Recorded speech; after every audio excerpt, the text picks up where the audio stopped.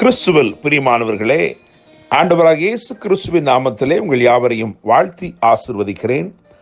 இந்த நாளுக்கென்று தேவன் நமக்கு அருளியிருக்கும் ஜீவ வார்த்தை சங்கீதங்களின் புஸ்தகம் 46 அதிலே 5வது வசனம். தேவன் அதன் நடுவில் இருக்கிறார், அது அசையாது. அதிகாலையிலே தேவன் அதற்கு சகாயம் பண்ணுவார். என கேட்கிற தேவனுடைய பிள்ளைகளே, இந்த சங்கீதத்தின் மேல் விலாசத்தை பார்க்கும்போது அலாமோத்தில் வாசிக்க கோராகின் புத்திரரில் உள்ள ராகத்தலைவனுக்கு ஒப்புவிக்கப்பட்ட பாட்டு என்று எழுதியிருக்கிறது. அலாமோத் என்று சொன்னால் கன்னியர்கள் என்று பொருள். அதாவது அந்த நாட்களிலே பாடல் பாடுவதற்கு ஒரு கொயர் டீமை போல பாடல் பாடுவதற்கு பின்னணி பாடகர்களை ஏற்படுத்தி அநேகம் பெண்கள் பின்னணியாக பாடுகிற அந்த குரலிலே ஒரு பாடப்பட்ட ஒரு பாடல் தான் இந்த சங்கீதம். எனவே நான் நம்புகிறேன், விசுவாசிக்கிறேன், இந்த நாளிலே தேவன் உங்களுக்கு ஒத்தாசையாக பரலோகத்தில் இருந்து ஒரு பெரிய பங்களிப்பு, பரலோக பின்னணி பாடகர்களைப் போல ஒரு பங்களிப்பு உங்களுக்கு பின்பதாக ஒரு பேக்கிங் ஓக்கல் என்று சொல்லுவோமே, அது போல நீங்கள் பாடுகிறீர்கள். உங்களுக்கு பின்னதாக அவர்கள் பாடுகிறது போல நீங்கள் செயல்படுகிறீர்கள். உங்களுக்கு பின்னதாக பரலோகம் அதை ஆமோதித்து அப்படியாய் செயல்படுவதை நான் இந்த நாளிலே உங்களுக்கு சொல்ல விரும்புகிறேன். எனவே தேவன் நீங்கள் செய்யும் காரியத்திலே ஆமோதித்து நிற்கிறார். பரலோகம் அதை ஆமோதித்து நிற்கிறது. தேவன் அதன் நடுவில் இருக்கிறார், அது அசையாது. அதிகாலையிலே தேவன் அதற்கு சகாயம் பண்ணுவார் என்று இங்கே வாக்கு பண்ணப்பட்டிருக்கிறது. எனவே நான் நம்புகிறேன், நிச்சயமாய் இந்த நாள் தேவன் உங்களை நிலைப்படுத்தும் ஒரு நாளாக இருக்கிறது. இன்று கர்த்தர் எல்லா நன்மைகளையும் உங்கள் வாழ்க்கையிலே நிச்சயமாய் உறுதிப்படுத்துவார். Today God will establish you and will confirm every blessing in your life. என கேட்கும் தேவனுடைய பிள்ளைகளே, நீங்கள் அவரை அமர்ந்து கொண்டு அறிந்து கொள்ளுகிற ஒரு நாளாக இருக்க போகிறது. அமர்ந்திருந்து அவரை அறிந்து கொள்ளப் போகிறீர்கள். அவர் உங்களுக்காக செயல்பட்டு சகலவற்றையும் நன்மையும் நேர்த்தியுமாய் முடித்து தருகிற ஒரு நாளாய் இந்த நாள் இருக்கிறது. தேவனுடைய பிள்ளைகளே, இந்த சங்கீதத்தை கவனிக்கும் பொழுது கர்த்தருடைய கிரியைகளாக அல்லது தேவன் எப்படிப்பட்டவர் என்று சொல்லி ஒரு 3 காரியங்களை விளங்கிக் கொள்ள முடிகிறது.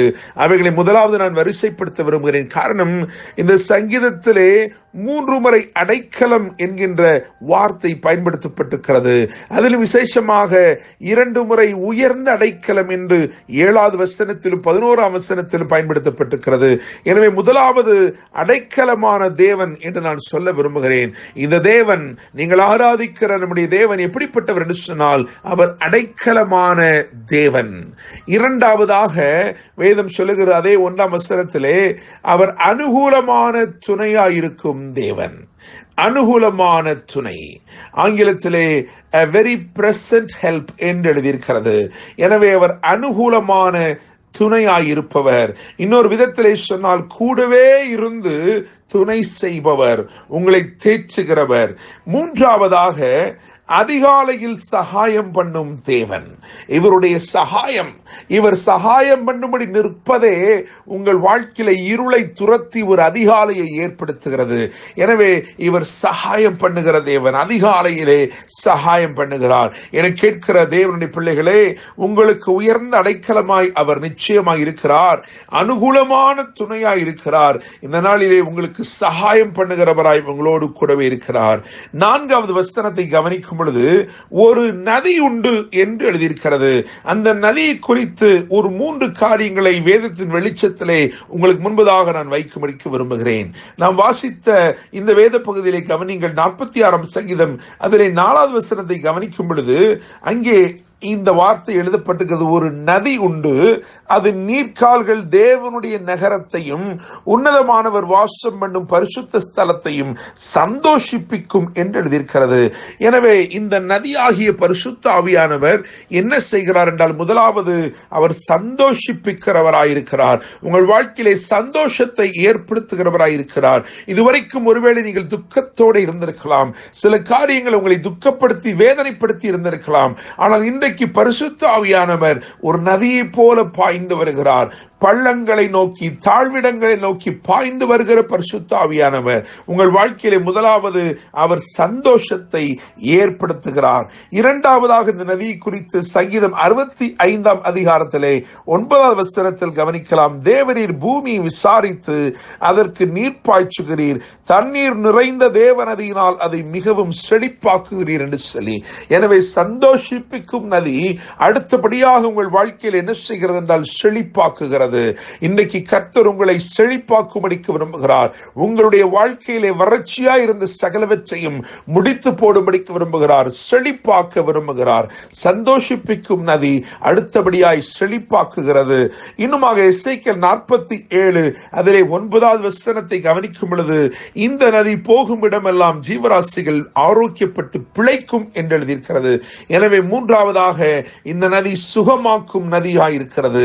இன்னைக்கு ஒருவேளை சுகவீனத்தோடு இருக்கிறீர்களோ, படுக்கையிலே இருக்கிறீர்களோ, கர்த்தர் உங்களை சுகப்படுத்தும்படிக்கு அவர் வெளிப்படுகிறார். 4ஆம் சங்கீதத்தில் எழுதியிருக்கிறது, கர்த்தாவே நீர் ஒருவரே என்னை சுகமாய் தங்க பண்ணுகிறீர்.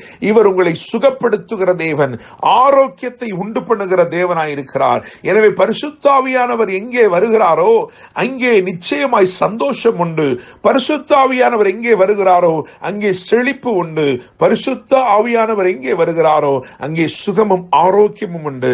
தேவ பிள்ளைகளை இன்றைக்கு கர்த்தர் அனுப்பின வார்த்தை கவனித்து பாருங்கள். 46ஆம் சங்கீதத்திலே 5வது வசனம், தேவன் அதன் நடுவில் இருக்கிறார், அது அசையாது, அதிகாலையிலே தேவன் அதற்கு சகாயம் பண்ணுவார். கர்த்தர் தாமே இந்த நாளிலே உங்கள் கிரியைகளை வாய்க்க பண்ணி பரலோகத்திலிருந்து சகலவற்றை ஆமோதித்து உங்களை ஆசீர்வதித்து வழிநடத்துவாராக. என்று அன்புடன் pastor Daniel Moses. God bless you.